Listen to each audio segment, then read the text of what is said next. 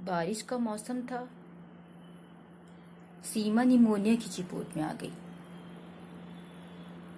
और उसके घर के नीचे एक पेंटर रहता था जो तरह तरह के मॉडल बना करके अपना जीवन यापन करता था। और उसी पेंटर के घर के पास दीवार के पास में एक पेड़ था, हरा भरा। जब मौसम पतझड़ का आया तो धीरे धीरे करके सारे पत्ते झड़ने लगे।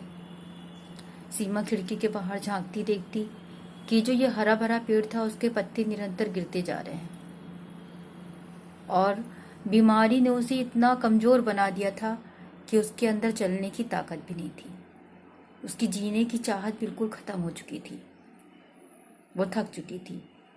ना वो चलना चाहती थी, ना वो उठना चाहती थी, ना वो खाती थी, ना वो पीती थी, जिसके कारण रोज रोज उसका शरीर दिन पर दिन कमजोर होता चला जा रहा था। उसकी दोस्त उसको समझाती कि सीमा, तुम खाओ पियो, तुम ठीक हो जाओगी। लेकिन उसने कहा, देखो वो जो सामने पेड़ है उसके पत्ते रोज झड़ रहे हैं। इसी तरह से मेरी जिंदगी भी खत्म हो रही है और जिस दिन इसका आखिरी पत्ता गिर जाएगा उस दिन मैं मर जाऊंगी। उसकी दोस्त ने सुना, कहा, तुम पागल हो, तुम ऐसा सोचती हो, ये तो बिल्कुल गलत बात है। वो घर के पास गई। उसके घर के नीचे जो पेंटर रहता था तो उसने उससे पूछा कि सीमा की कैसी हालत है। वो उससे मिलने आया। उसने पर्दा हटाकर देखा, सीमा बेजान सी पलंग पर पड़ी हुई खिड़की के और उन्हीं पत्तों को देख रही थी। उसकी दोस्त ने उसके बारे में सारी बात बहरमन को बता दी। उसने कहा, ठीक है। हवा के ठंडी ठंडी झोंके चल रहे थे। बर्फीली रात थी, बर्फ गिर रही थी।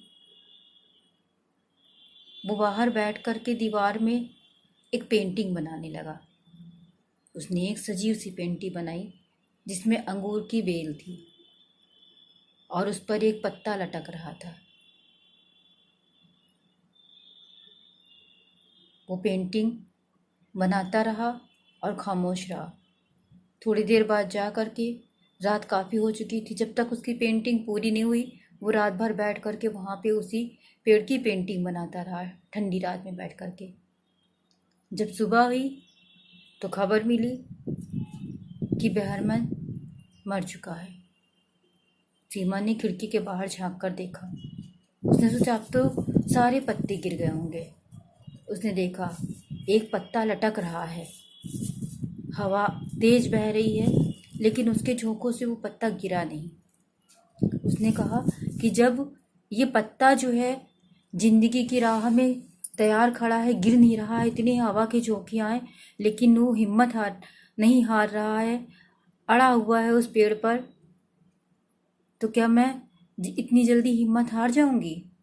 सीमा के अंदर जीने की एक उम्मीद जागी। वो खुशी खुशी अपनी मित्र से बोली, जाओ दूध का गिलास ले आओ, मैं आज दूध पीऊँगी। उसने दूध पिया, उसे थोड़ी ताकत आई। वो समय पर दवा खाने लगी। धीरे धीरे वो स्वस्थ हो गई। फिर उसने कहा कि सारे पत्ते झड़ गए लेकिन अंगूर का वो पत्ता अभी भी है। जब वो ठीक हो गई तो वो उस दीवार के पास पहुंची और उसने देखा वो कोई बेल का पत्ता नहीं था। वो बहरमन के द्वारा बनाई गई एक सजीव पेंटिंग थी जिसके द्वारा उसने सीमा के अंदर जिंदगी के प्रति उम्मीद जगाई। उसने अपने त्याग से एक जीवन की रक्षा की। बहरमन 60 वर्ष का एक वृद्ध व्यक्ति था। उसने अपने जीवन के अंतिम समय में एक लड़की को उम्मीद की एक किरण दिखाई।